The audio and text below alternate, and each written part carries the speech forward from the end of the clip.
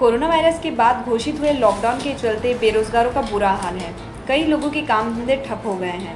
साथ ही अब नौकरी और मजदूरी मिलना पहले से भी मुश्किल हो गया है। इसी क्रम में आपको वॉइस ऑफ एमपी शिवपुरी जिले की एक तस्वीर से रूबरू कराने जा रहा है। जी हां, ये तस्वीर शहर के माधव चौक की है, जहां पिछले कई साल से रोजाना सुबह के वक्त दिहाड़ी श्रमिकों की भीड़ जमा होती है और काम की तलाश होती है। यहां सालों पहले अधिकतर खदानें बंद हो गई थी, जिसके बाद हजारों लोग बेरोजगार हो गए। तब से यहां दिहाड़ी काम की तलाश में आने वाले लोगों का मजमा बढ़ गया। अगर यहां की ज़मीनी हालात की बात की जाए तो कोरोना वायरस पर बेरोजगारी भारी है, क्योंकि मजबूरी के मारे इन लोगों को गुजर बसर के लिए 2 पैसे कमाना ज़रूरी है। काम की तो इस बार बहुत कमी है इधर, और सबसे मेन कारण है लॉकडाउन का।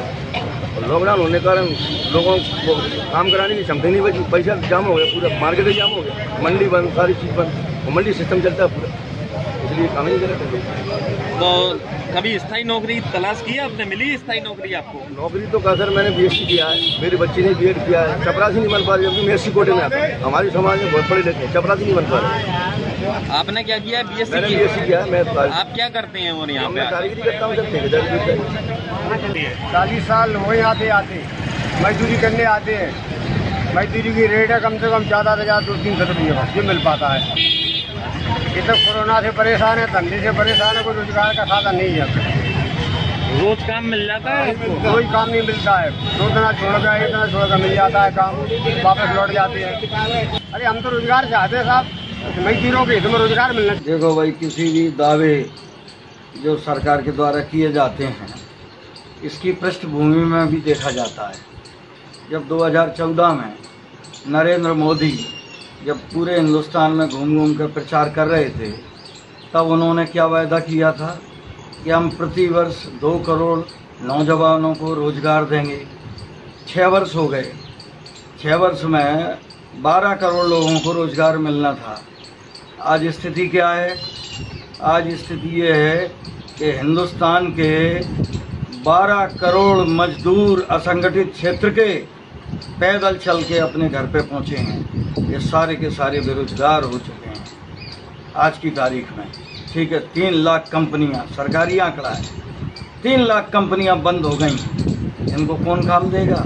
कोरोना के काल में लोगों के प्राणों को बचाना प्राथमिकता होना चाहिए थी कि रोजगार देना। रोजगार भी मिलेगा, लोग अपने काम धंधे पर लौट रहे हैं। धंधे, उद्योग धंधे, लघु कुटीर उद्योग धंधे फिर से खड़े हो रहे हैं अपने पैरों पर।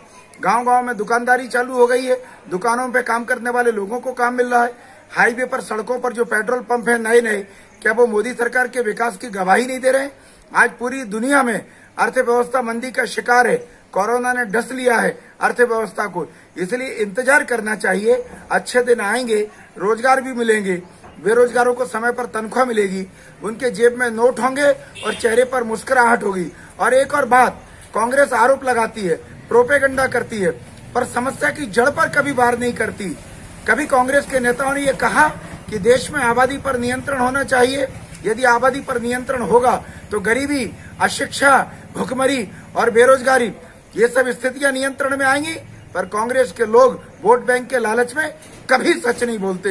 ये देश के साथ पाप करते हैं, ये सरासर बेईमानी करते हैं। शिवपुरी से कुलदीप गुप्ता की रिपोर्ट।